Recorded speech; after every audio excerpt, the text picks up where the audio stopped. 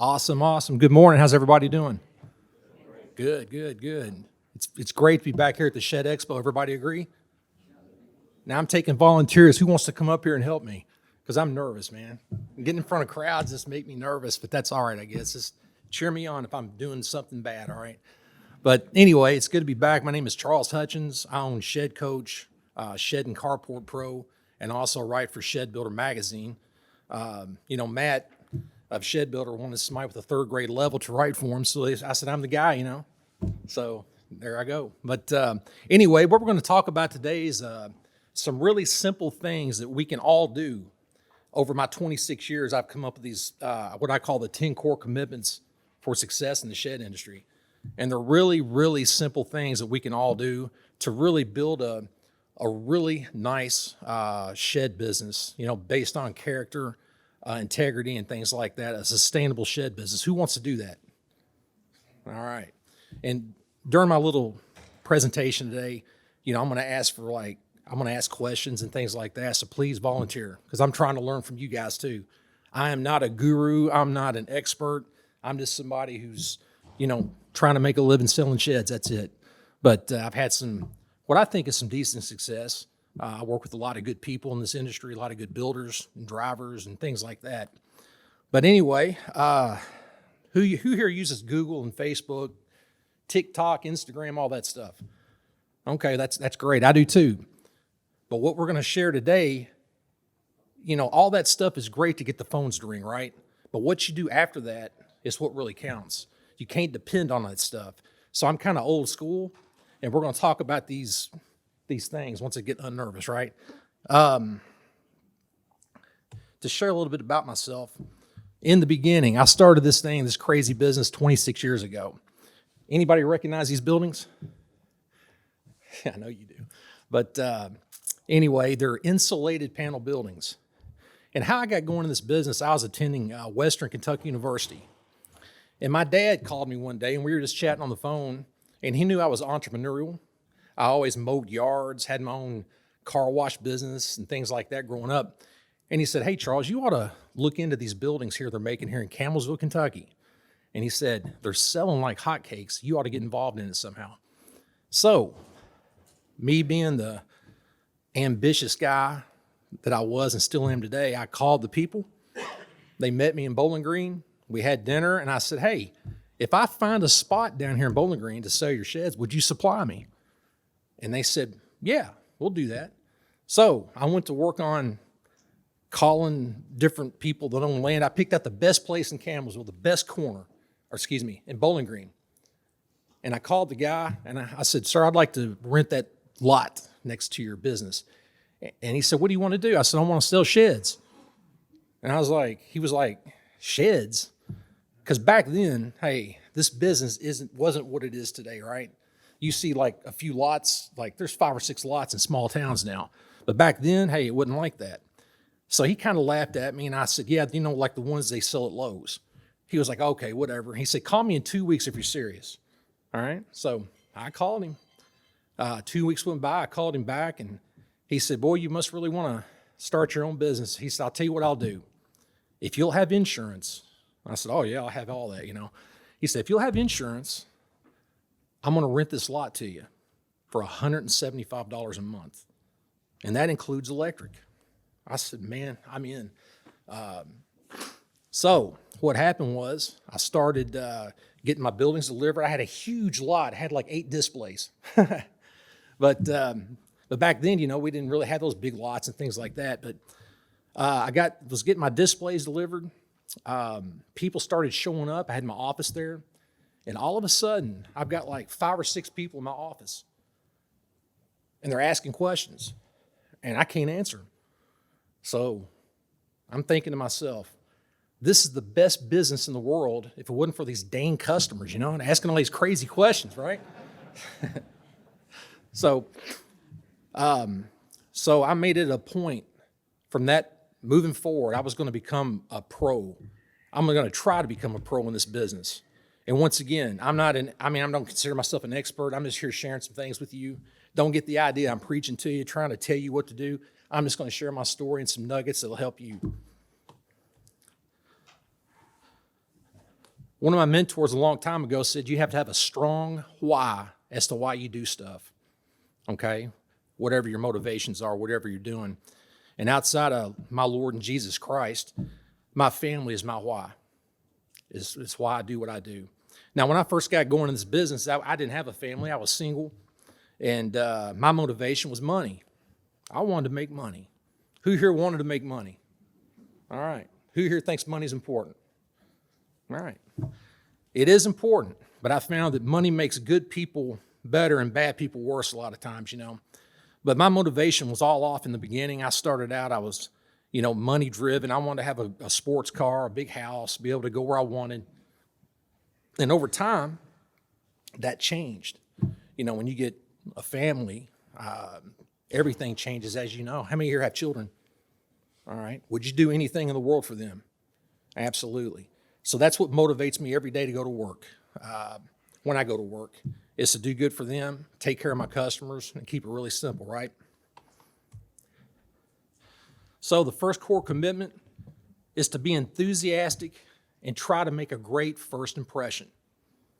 So I have to go, we all have to go to work every day with a little enthusiasm about us. I have to get in a state of mind, no matter, if my wife's mad at me that I didn't take the garbage out, I have to get focused on the customer, right?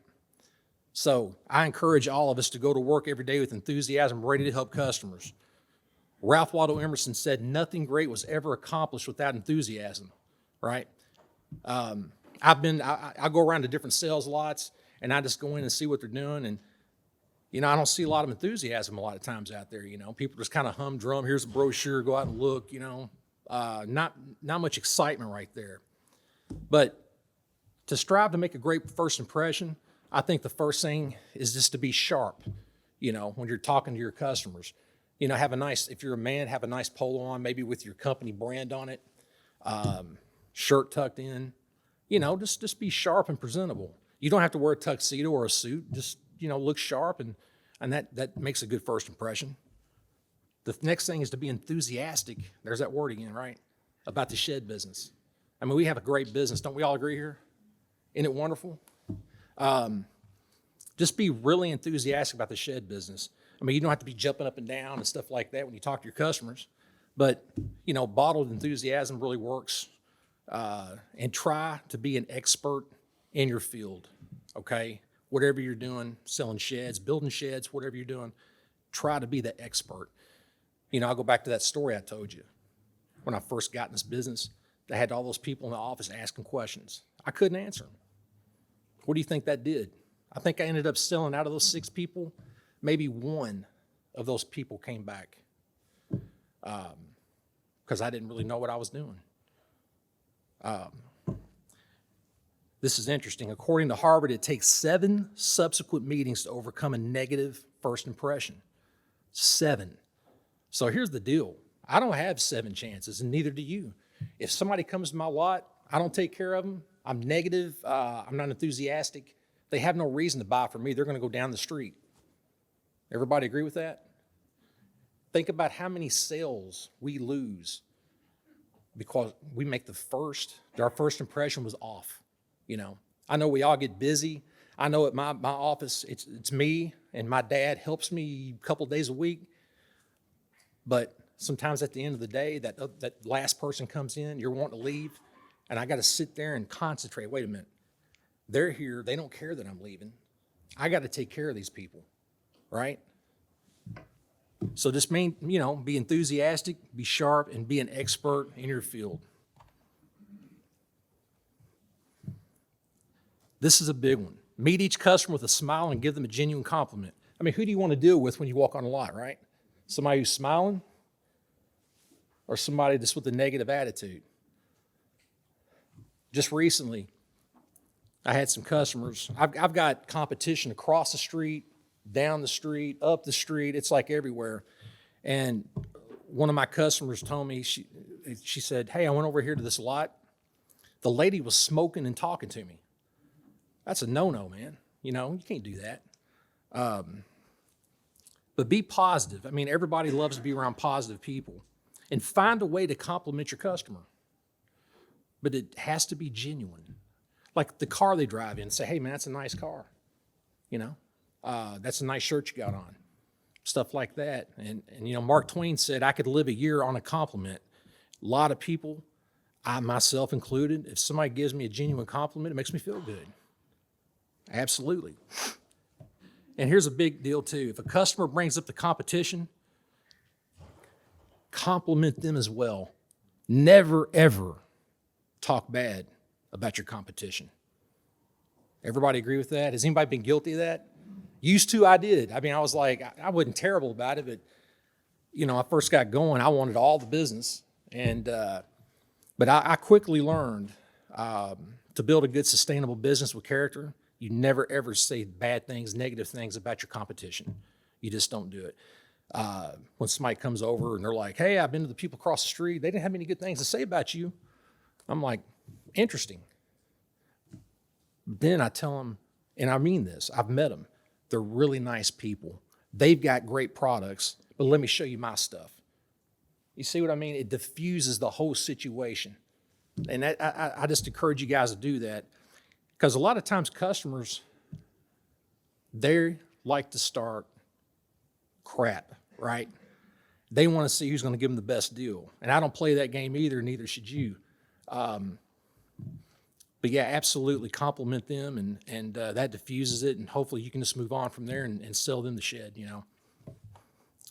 Anybody got any stories or anything about people going to your competition and them saying bad things about you? Nobody? Dieter, I'm in the wrong, I'm the only one, I'm telling you what, man, everything's perfect. That's awesome. Number 3, connect with your customer. And I wrote an article called Get Your Ask in Gear, right? When you're connecting with them, you got to ask questions, right? Like, what are you going to do with your shed? And people are going to tell you, they're going to start talking, hey, I want to put a lawnmower in it. I'm going to kick my husband out, put him in it, all kinds of stuff, but or their wife. What colors do you prefer? Things like that. My wife just loves this one. People go, what colors you got? I say, you can have any color you want as long as it's black. Like Henry Ford, right? And what that does, that injects humor into the whole situation. And you want to do that at the right times, right? When you get people laughing and smiling, what happens is that barrier, that sales barrier that is there between you and the customer starts to crumble a little bit, and they start to get more comfortable with you, okay? And that's going to increase your odds of making the sale as well. Right here you see FORM, form. The F is for family. And these are ways to get conversations started, right? Like, hey, how many kids do you have? And they'll tell you. And you can relate to them. My wife and I have 3 kids. And I can say, yeah, my wife and I have 3 kids. And where do your kids go to school? And here's what happens. A lot of times where they go to school, we know people at that school, and I can make that connection with them. Don't you all agree that's very important to connect with your customers? All right. It's very, very important. The O is for occupation. Hey, where do you work at? If they work around Ratcliffe area or Hodgenville or any place I'm at, I will probably know somebody who works at those places, and maybe they know them, and that makes a connection, right? R is for recreation. Hey, what do you like to do? I like to go kayaking, fishing. Oh, I like to fish too. Where do you like to go fish? And that just gets you in the conversation with people, and that barrier starts to just crumble down. Before long, they're like best friends. They're ready to adopt you, That's what you want. And M is for motivation. Like, what motivates you? People talk about their churches. They talk about philanthropy, what causes they like to give to, the motivation behind it. And here's the main thing, guys. Nobody cares how much you know until they know how much you care. Everybody agree with me on that? If you just go up to your customer, you just start talking about this building, you're not listening to them. You're talking about that building. Hey, this building has 16-inch center studs, treated floor, blah, blah, blah. I mean, all you're doing is telling, okay? You're not selling. Selling is not a bad word either. When I think of sales, I think of connecting with people, connecting with my customers. So nobody cares how much you know until they know how much you care. Number 4, core commitment. I'm a true believer in this.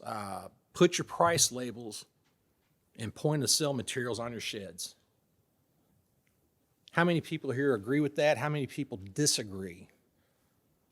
Okay, well, we all have our own way of doing things.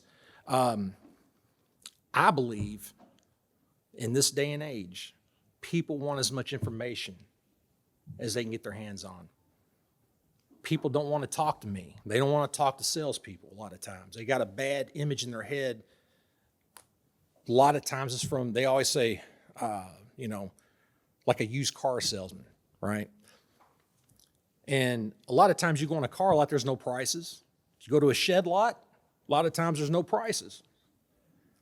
I've always put prices on my sheds, and people really like that.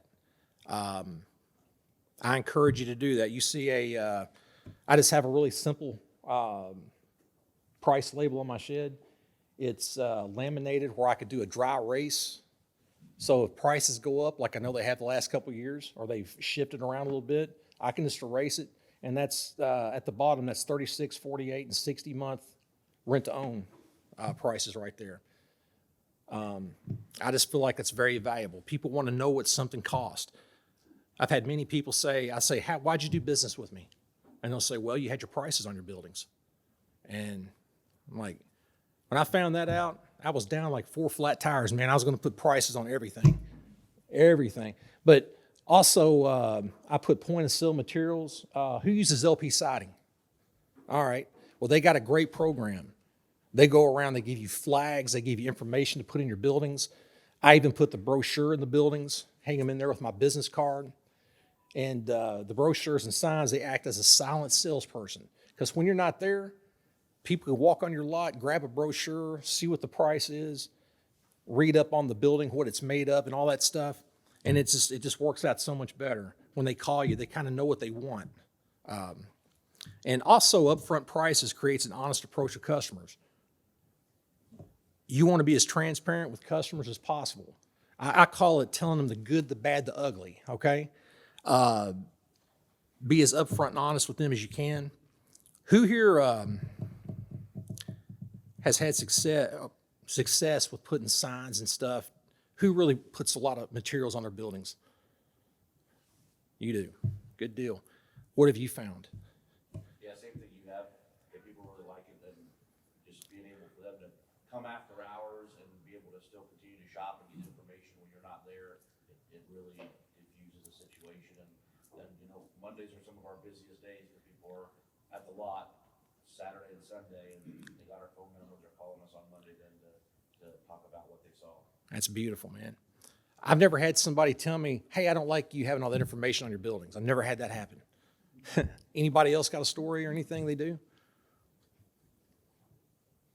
Come on now.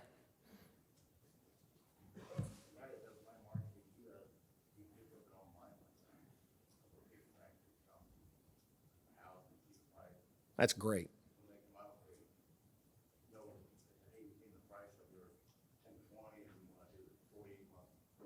Yeah. That's what I'm talking about, man. Information. People want it more than they ever have in their life now.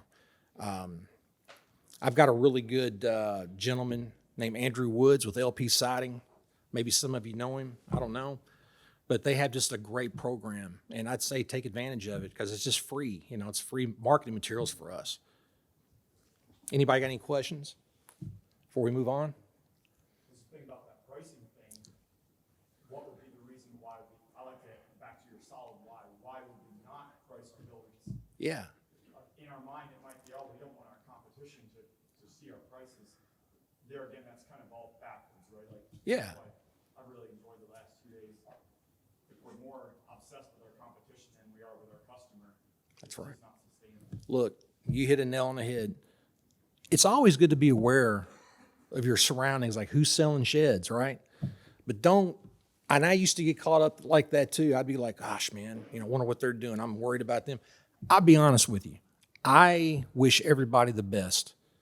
And I think there's enough business in it for all of us. I'll be honest, I do. And I don't worry about competition anymore. I really don't. I do my thing and not worry. Because when you start focusing on others besides the customer, like you mentioned, I think you really lose the point. You get caught up in negativity and worried about what others are doing. I mean, that's no good. You just concentrate on you, and I promise everything will go well. Anybody else? I think competition makes it better. Yes, If you're worried about the competition, you're focusing on the wrong thing. that's right. I have a Where there's not competition, that's where there's not. exactly. Good point of that is I've got a huge lot right across the street from me. And people go, golly, doesn't that bother you? They're over there? I'm like, no.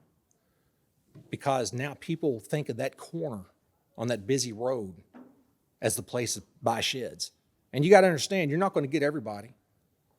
You're not going to sell everybody. You got to be okay with that. Give everybody your best presentation and let the chips fall where they may. Because your customer, your potential customer, they may like the people next door better, right?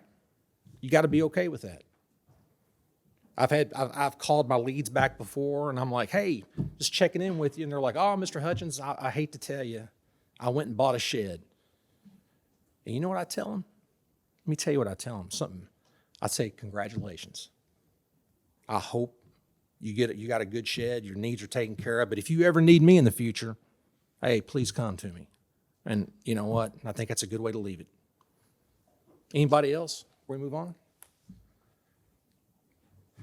Yes, sir.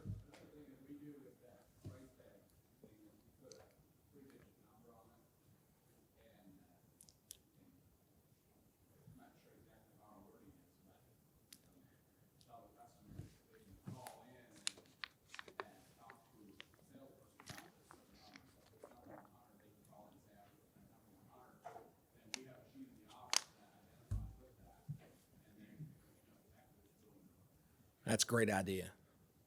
Will you make a note of that? I'm going to steal your idea, okay? Anybody else before I move on? Yes, sir. Some of the rent-to-own companies make a price sheet that you can put your label on and fill in the blanks, the different options for price sheets for all the buildings too. That's a really good way.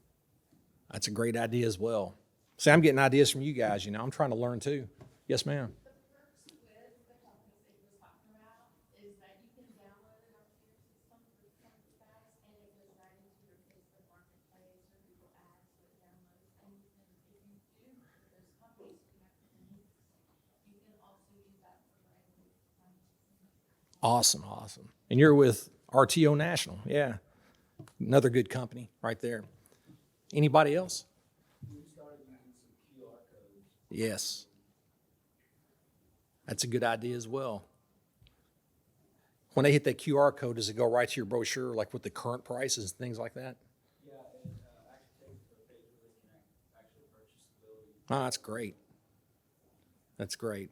We've talked about that. We need to do that. Anybody else before I move on? All right, I'll move on. Number 5, another big one.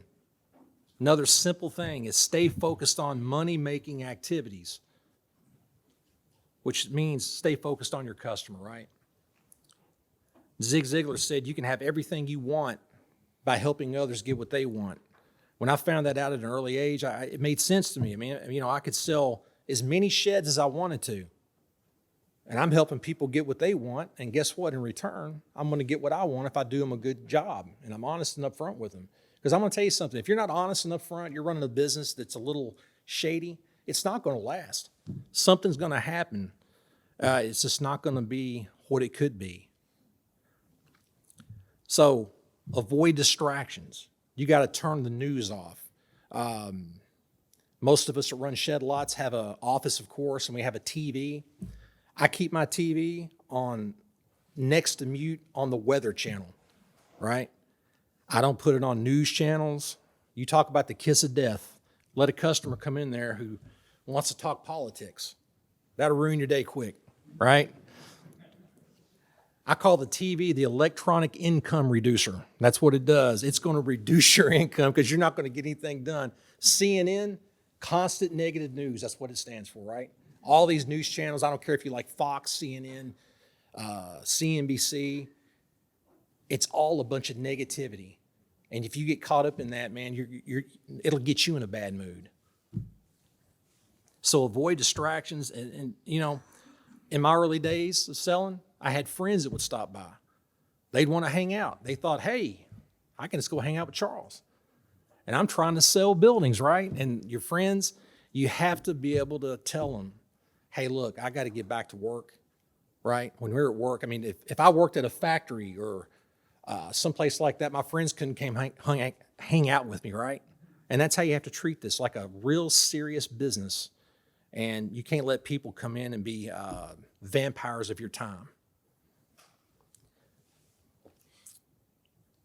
Play on offense rather than defense. What I mean by that is always have a promotion or a special going on. I've got what I call the big deal, okay? It's a 10 by 20. I've got a really good price on it. But the big deal could be anything on my lot. Hey, this building's the big deal. I've got really good prices on my buildings, okay? But I don't sell based on price. I sell based on quality, and you're buying me. But I also do live radio remotes at my location. I invite in food trucks, like Hawaiian Ice people, and just let people come down and get, you know, free food while they look around. But always be promoting your business. Does anybody here do anything like that? Anybody? Yes, sir. What do you do, sir?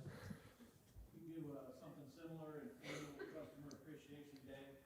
The radio comes out, we do door prizes every 30 minutes, and there's lots of food and lots of fun and great atmosphere. Man, that's awesome. Awesome. Anybody else? Yeah, we do. Everybody ever brought up some stuff like that. I had a salesman, you know, it's called the $5,000 burger.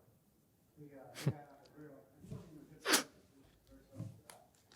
He got out the grill and he fired it up, invited all the people from local businesses to come over. Next thing they had a whole crowd over there. And some customers tried not to stop food because the crowd saw the crowd. Yeah.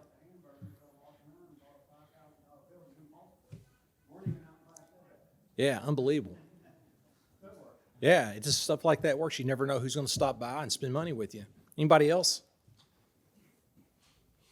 Yes, ma'am. We do a lot of things with our community, like we'll put a shed that the Girl Scouts can sell their cookies out of. That's great. And some of the, different businesses will follow the different, sports teams in the local parade, so they're on a pavilion being pulled by our. Right. Down, town, so. That's we do a lot great. of things like that. Where are you located? Corey, Pennsylvania. Pennsylvania. Nice state. Absolutely. Good ideas. Anybody got anything else they'd like to share? Give me some free ideas.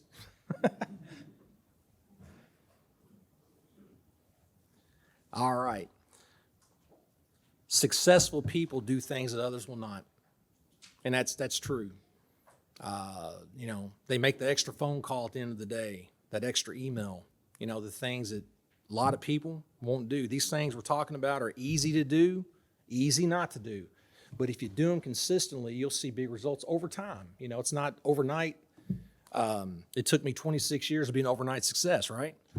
I mean, it took a long time. But, successful people do the things that others will not. Anybody have any questions before we move on?